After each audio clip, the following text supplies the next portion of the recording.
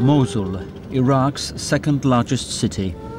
Since the ousting of Saddam Hussein's regime in 2003, its inhabitants have been trapped amid constant sectarian violence.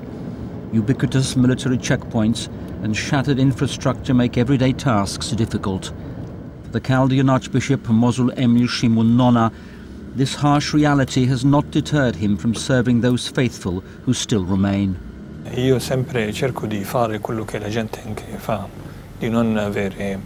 I always try to do what my people are doing and not have a different path, not travel a different route. We have to be like our faithful, our people, live the everyday, go to work, return, go to school. Serving others is for me very important. Only then can I find my humanity, when I give myself to others, but most importantly, when I give my life in its entirety.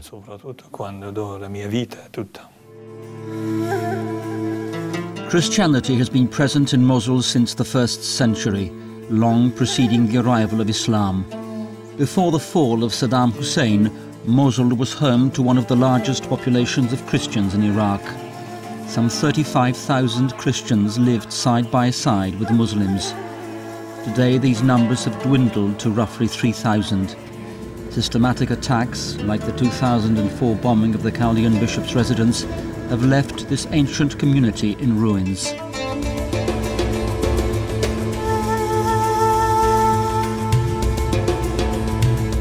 Christians in Mosul have encountered inconceivable violence. Many have lost their lives because of their faith. Among them a young priest, Father Ragid Ghani, was gunned down in 2007 not far from his church. In March 2008, Archbishop Nona's predecessor in Mosul, the Most Reverend Paulos Farairajo, was kidnapped and murdered by Islamic extremists. Father Pios Afas was born and raised in Mosul. In 2007, he and another priest were kidnapped at gunpoint by 4 young men. La première chose qu'on a fait, c'est qu'on s'est donné l'absolution. The first thing we did was to give each other the sacrament of reconciliation. For my young friend, it was the first time he had confessed another priest. I also gave him confession as we prepared to die. When this deeply emotional ritual was complete, a serenity overwhelmed us.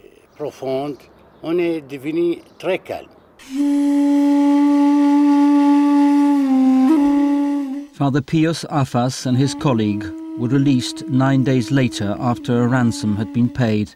Money, however, is not the leading motive for the atrocities carried out against Mosul's Christians.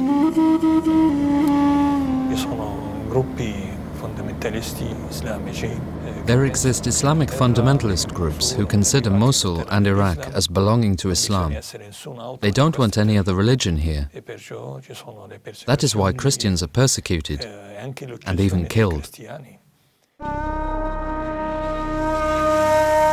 The Archbishop's residence was moved to a small family home after the former location was devastated by the 2004 bomb attack. The streets leading to the current bishopric are barricaded, with a military patrol guarding each entrance. Archbishop Nona lives here with 4 of his priests.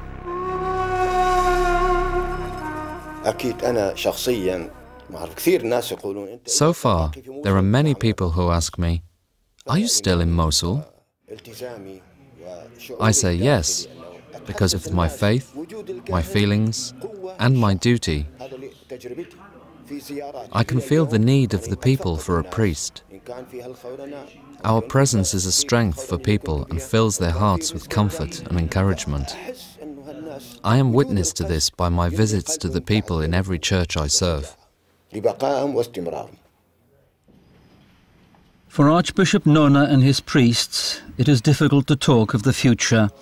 Their mission during these troubled times is to provide their faithful with hope by remaining with them despite the threats and violence.